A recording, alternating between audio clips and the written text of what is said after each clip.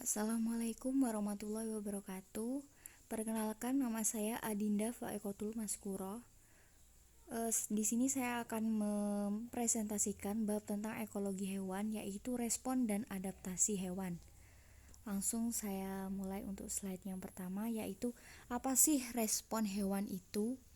Respon hewan itu merupakan interaksi hewan dan lingkungannya yang menunjukkan adanya hubungan timbal balik antara hewan dengan lingkungannya.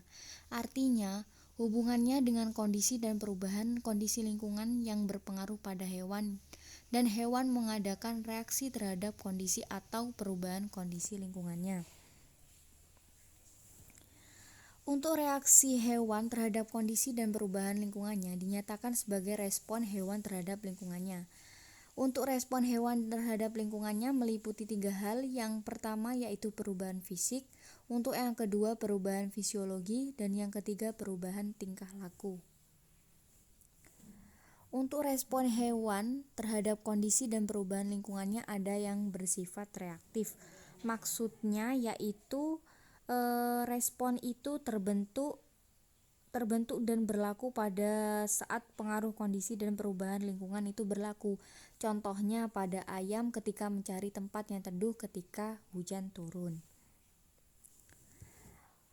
Untuk yang selanjutnya yaitu respon dasar hewan. Untuk respon dasar hewan itu ada 2. Yang pertama yaitu respon reversibel, dan yang kedua yaitu respon tak reversibel. Untuk yang respon reversibel itu tipe respon dasar hewannya itu paling sederhana, yaitu respon pengaturan atau respon regulatori yang terjadi sangat cepat. Untuk yang respon tak reversibel itu tipe responnya yaitu respon perkembangan dan terjadi lama.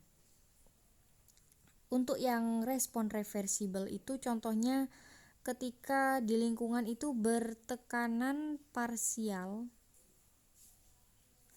Mohon maaf untuk yang slide selanjutnya yaitu contoh dari respon reversibel. Untuk contoh yang respon reversibel itu ada perubahan pupil mata terhadap intensitas cahaya. Untuk contoh lain dari respon reversibel yaitu dari respon penyesuaian atau iklimatori, yaitu umumnya terdapat pada hewan berumur panjang yang menghadapi perubahan kondisi musiman. Untuk contoh respon dari tak reversibel yaitu perubahan jumlah mata facet pada Drosophila yang dipelihara pada suhu tinggi. Untuk yang selanjutnya saya akan menjelaskan tentang adaptasi. Apa sih adaptasi itu? Adaptasi itu umumnya diartikan sebagai penyesuaian makhluk hidup terhadap lingkungannya. Ya pasti sudah tahu kalau pengertian dari adaptasi, yaitu yang selanjutnya yaitu prinsip-prinsip dari adaptasi. Ya, untuk prinsip-prinsip dari adaptasi ini yaitu yang pertama, sifat dari individu-individu dalam suatu populasi itu tidak sama persis. Artinya individu-individu itu mempunyai sifat yang bervariasi dalam hal ukuran, kecepatan berkembangbiak, merespon kondisi lingkungan, dan lain-lain. Untuk yang kedua yaitu beberapa sifat yang berbeda dalam suatu populasi diwarisi oleh nenek moyang. Dengan kata lain, individu itu mewarisi gen pembawa sifat tersebut dari nenek moyang. Untuk yang ketiga yaitu semua populasi mempunyai potensi untuk mendiami seluruh permukaan bumi. Jika setiap individu itu dapat bertahan hidup dan menghasilkan keturunan secara maksimal. Namun tidak setiap individu itu mempunyai sifat demikian. Ada pula individu yang mati sebelum berkembang biak. Individu yang mampu berkembang biak itu mewariskan sifat kepada keturunannya. Terus yang keempat yaitu nenek moyang yang berbeda meninggalkan keturunan yang berbeda jumlahnya. Maksudnya ini juga berarti bahwa individu itu dari populasi yang ada sekarang juga menghasilkan anak yang jumlahnya berbeda. Yang kelima yaitu anak-anak yang diturunkan oleh suatu individu tidak seluruhnya tergantung pada interaksi sifat individu orang tua dengan lingkungannya. Untuk yang selanjutnya yaitu kemampuan hewan untuk beradaptasi dipengaruhi oleh beberapa faktor. Faktor yang pertama, untuk faktor yang pertama yaitu adaptasi ditentukan oleh sifat genetik. Maksudnya, tadi sudah saya jelaskan bahwa organisme yang sekarang hidup dan beradaptasi dengan lingkungan habitatnya itu merupakan sifat-sifat yang diwarisi oleh nenek moyang. Lah, ciri-ciri habitat itu secara kebetulan itu sama dengan ciri-ciri habitat di lingkungan yang dihuni oleh nenek moyang. Itu berhubungan dengan nenek moyang tadi untuk adaptasi di lingkungan ditentukan oleh sifat genetik.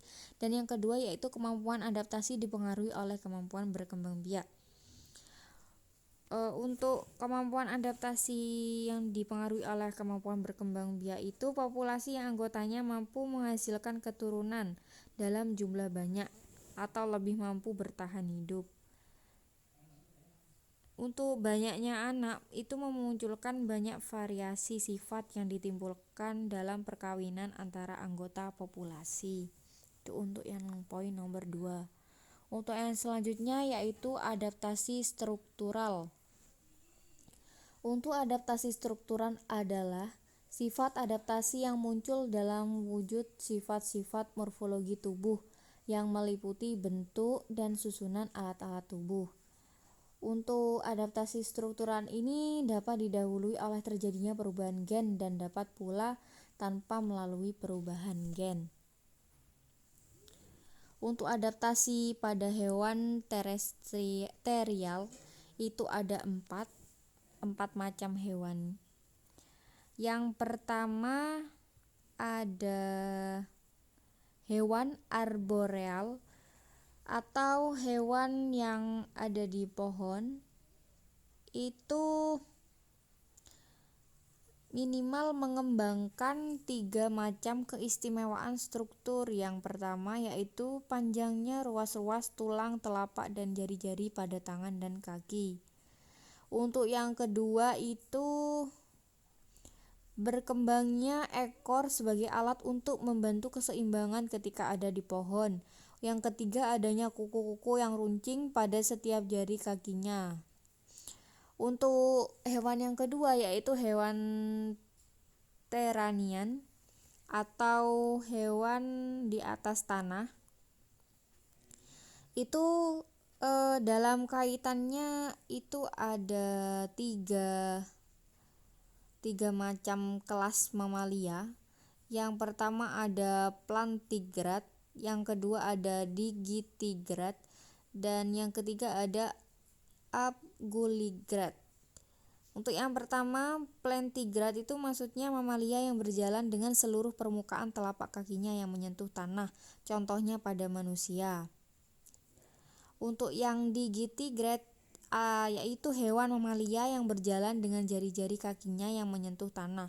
Ini merupakan hewan yang dapat melompat dengan cepat dan gesit, contohnya pada kucing. Untuk yang ketiga yaitu abguligrad, yaitu hewan mamalia yang berjalan dengan kukunya yang menyentuh tanah, contohnya pada kuda. Untuk yang ketiga yaitu hewan subteran. Untuk hewan subteran itu merupakan hewan di bawah tanah. Hewan di bawah tanah yang melakukan beberapa bentuk adaptasi ya. Yang pertama itu adanya perlengkapan untuk menggali, yaitu berupa tangkai yang kuat dan berkuku dan bercakar. Untuk yang kedua adanya gigi seri dan rahang yang kuat untuk menggali lubang. Itu bisa dijumpai pada tikus mole di Amerika. Untuk yang selanjutnya yaitu hewan aerial atau hewan aerial itu biasa ada di udara. Untuk hewan aerial ini berhubungan dengan 2 hal, yaitu kemampuan terbang dan mencegah penguapan air.